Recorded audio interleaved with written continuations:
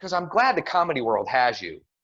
I am. So take me down your path. Were you in Philadelphia when you started stand-up? I started stand-up in Philadelphia. You did. Where was Yeah. it? What was the club? I started at the Laugh House. I started just going Okay. to open mic night. I was finishing my master's, and I was like, oh, well, let me just. I was coming off a bad breakup, and I was by myself. I was alone, so I just started going to an open mic night once a week. And I was struggling at the open mic night, and I wasn't doing very well. But I was like, I'm just gonna keep doing this because number one, I like the creative outlet, and it's gonna benefit me somewhere down the road. I don't know how, but I just got that feeling. I was like, this is going Yeah. to benefit me somewhere, whether it's public speaking or Yep. I already have a master's in education. Maybe I'll be able to create policy, or like it'll come in handy in other ways. It's like, I don't know where this is going to lead me, but it's a good skill to have. So I just kept doing it and kept developing material. And I had fun. I had fun hanging out with the people Yeah. there and downtown. And it was a different scene than teaching. And so I really liked it. I had a good time. I It's just good. kept doing it. And that's one of the things, you touched on earlier, the camaraderie. That's what I miss, hanging out with my friends, Right. and catching up. So when did you get to New York? So I did about 3 years at the club, and then I was Okay. unhappy at the job I was in. And Yeah. I was about three and a half years in. I also did Tony and Tina's wedding in South Philadelphia. Okay. Yes. Yeah. So I All would right. do Remember stand that. up All like right. one weekend, and I would do the wedding 3 weekends. Stand up one weekend. I would go to open mic on Wednesdays. So I had a nice little schedule where I would be like doing the improv play 3 weekends because it was only on the weekends. On Wednesdays I would go to open mic. Sometimes I would perform on Thursdays at the Laugh House, and so I had a nice little balance. And at the 3.5 years, I started to get consistently funny. Like I had a little act, and I started to get consistently funny. I started hosting at the show, starting featuring a little bit at the club, and then I decided to, I wasn't happy with my job, so I decided not to come back to my job the next year. I decided to resign from my job, and so I had resigned, and I decided to, in the November of 2003, I decided to move. I made the decision to move during the summer, but I didn't have an apartment. But I got an opportunity to move in November, so I moved to New York in November of 2003. And who did you meet first in the circle of our friends? Who did you? Well, I knew guys. I knew a couple. I knew Joe DeRosa. Sure. I knew him from the Laugh House. We came up about the Okay. same time, and he had moved to New York 8 months before. He had moved, so he was living with Big J, who was another guy who came from the Laugh House, who I didn't really know that much at the time, because he was already living up here. Him, Kurt Metzger, Kevin Hart came up with Keith Robinson. Like Keith kind of brought those guys to New York. So those guys were already up here, already established. So I did a gig in Cherry Hill, New Jersey, with Jay was headlining, Kurt was middling, and Joe DeRosa was hosting. And so I did a guest spot on that show through the club, and I talked to Joe. I knew Joe, and I went and hung out with them afterwards. And I just asked them when I moved, if they would just point me in the right direction of the right things to do. And they did more than that. Like they were very helpful. Like especially Jay, like was very nice to me. And I would go to the clubs. And Joe was already working at the Boston Comedy Club at the time. So I would go hang out at the Boston Comedy Club to try to get up. And there was a nice group of guys at the Boston Comedy Club, and comics ran the shows there every night. So there was a chance you could get on. So I would just go hang out, and then I would do open mics during the week. And then I would hang out at the Boston, and then I would walk over to the Comedy Cellar after the Boston, because there was no YouTube, there was no Twitter, there's no any of that. So you just had to kind of immerse, and there wasn't a lot of rooms. So it was just like you had to immerse yourself in the scene, and that's what I did. Yeah, it's great. And oh man, I missed that so much. And I love, actually, one of the clubs, aside from seeing you play on my show, I love watching you at the Cellar. I love watching my friends. I love watching everyone there, but especially when it's my friends and I know, I'm like, oh, it's just so great. You work that room really well. You really do. So That's the way I came. You, The Boston was very like, it was sometimes it was the crowds were real light at the Boston because it was hard to get people in. There was barkers who would get people in, and mhm, I was hosting at one point there, and it was hard because it was like the club was small and the ceilings were low, and when you were killing, you could really feel it, but also when you were bombing, you could really feel it there. So not a bad transition to go from that room to the Comedy Cellar, because Comedy Cellar is like low ceilings, small room. So when you're yeah, killing there, you could really, really feel it. So that's yeah, what I was used to. I was used to like an in your face, low ceiling club vibe. yeah.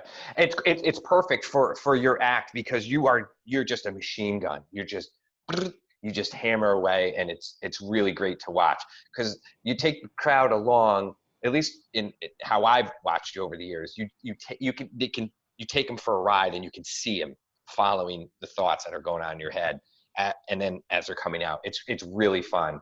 It's good. That's just my sorry, I'll pause for a sec. My grandfather clock. Was it back? Every 15 minutes, that thing goes I off. know. I'm sorry. Yeah, sorry.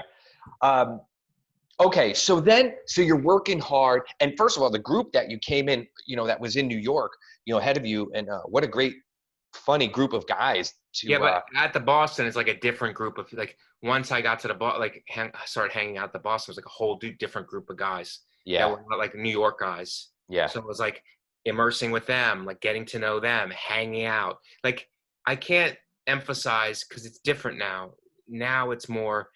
Now there's all this technology out there where it's like, and I'm not saying for better or for worse. I'm just saying there's all this technology out there with Twitter and with YouTube, with all this stuff. It's like that wasn't a thing back then. So right. it's like in order to you would have to get to know people by immersing yourself in the scene.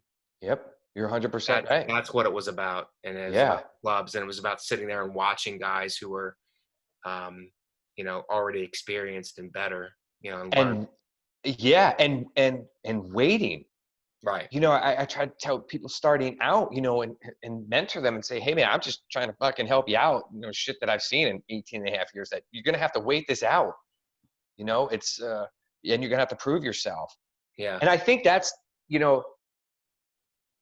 the thing about with the technology, right? So someone can rip off a funny thought and boom, they're in that stratosphere within themselves of feeling good. But that doesn't mean it's gonna go over well in a room. Right. So there's like It's a false positive of sort nowadays. It's weird. Yeah, it's hard to navigate too because this is a true thing. It's like when you would bomb, there was no other options. It's either you could, I mean, maybe you could just you could go, oh, I'm just gonna do improv. That was the only other option. It's like when you bombed, you had to put your face in your dumb notebook, sit in your bomb, and figure out how to get funnier like the next night. Yeah. Now it's like there's all kinds of options. If you bomb a bunch, you could just go, well, I'm just going to do a podcast, or I'm just going to do, I'll just tweet stuff. I'll just Yeah. do a web series. It's like you don't. I mean, there's a bunch of options. You could do that stuff anyway. But what Yeah. I'm saying is there's other options. You don't have to sit in your bomb the way you used to kind of have to sit in your bomb and figure out how to get better and come back the next night in a similar situation and succeed.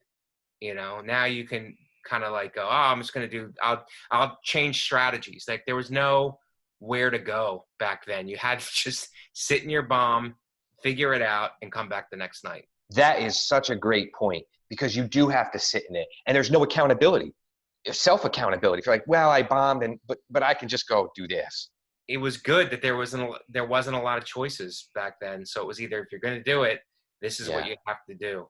Yep. There wasn't a lot Yeah. of choices, So, but now it's like it depends what it's out of. Like now, there's more options. There's more ways to express yourself, and that's good.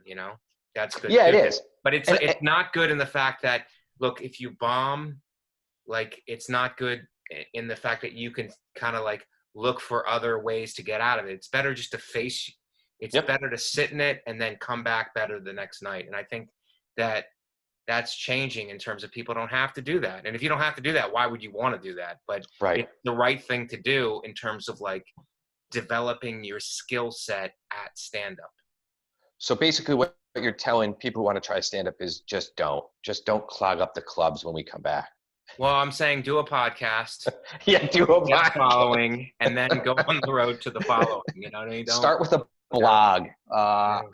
No, but everybody's looking for like I understand it too, because I get it, but everybody's looking to market their way out a lot of times. And it's like, I mean, that's good to get your own audience and everybody wants money, but it's like, it's a specific skill set. So that has nothing to do with the skill set.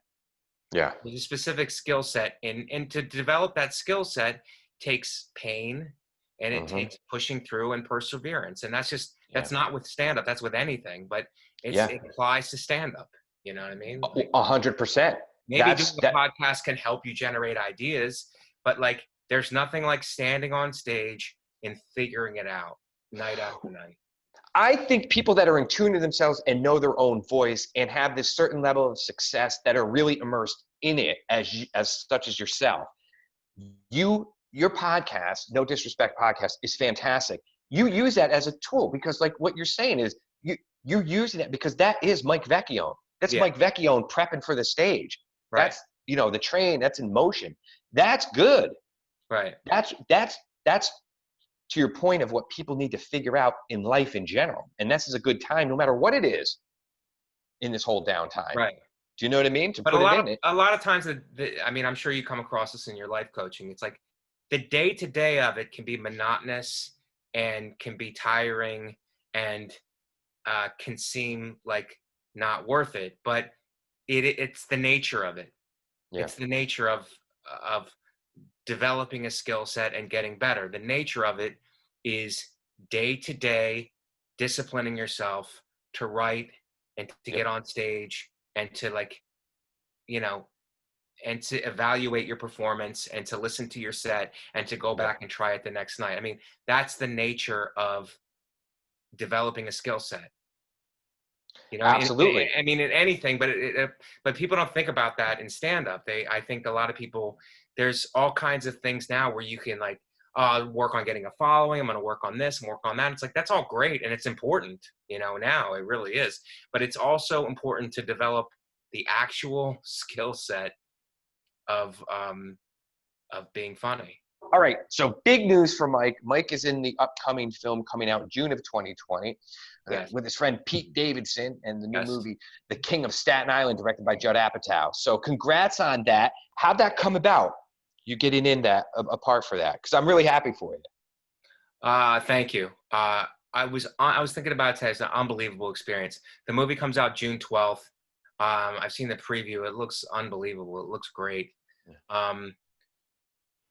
How it came about was I was about to go to Tampa to do a weekend, and my agent emails me, do you want to go in and read for this on this date?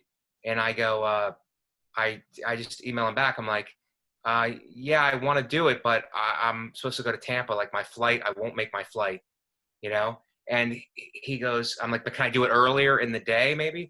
And he goes, you'll be reading with Judd and Pete. So it's up to you, but you might want to move your flight back. They're only doing it they're only doing it at this time. So it's like, you might want to move your flight back. You could decide. So I was like, I'm moving if I'm gonna get in the room with those guys, and I know Pete from stand up, Sure. I know from starting stand up. And when he started stand up, I was already kind of getting in the clubs. I was, cause he was a kid. He started young. Yeah. And I know Judd from the Cellar, So I'm like, all right, let me move my flight back. So I moved my flight back. I went in and read with Pete. Judd was there, and I read with Pete. And Ricky was there, Ricky Velez. Okay.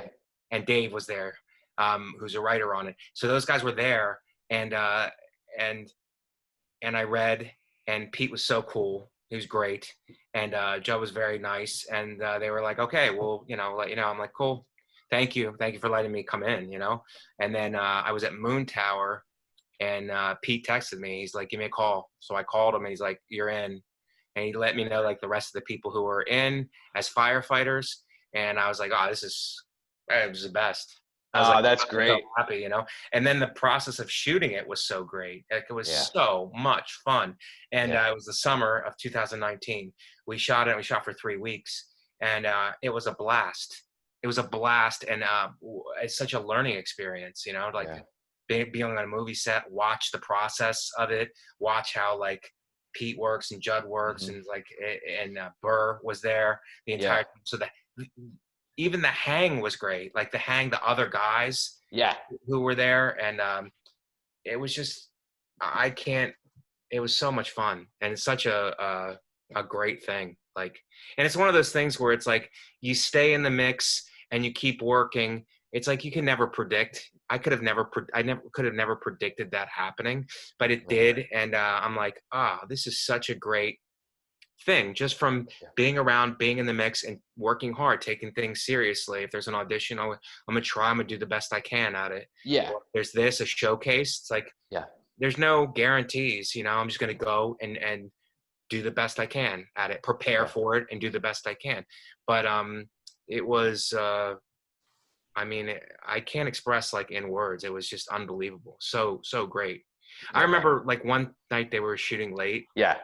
It was like on a Friday, and they were shooting late, and they were saying like, oh, we might not need you. We'll let you know, and let's go eat first, and then they're going to come back and shoot. They might need you. They might not.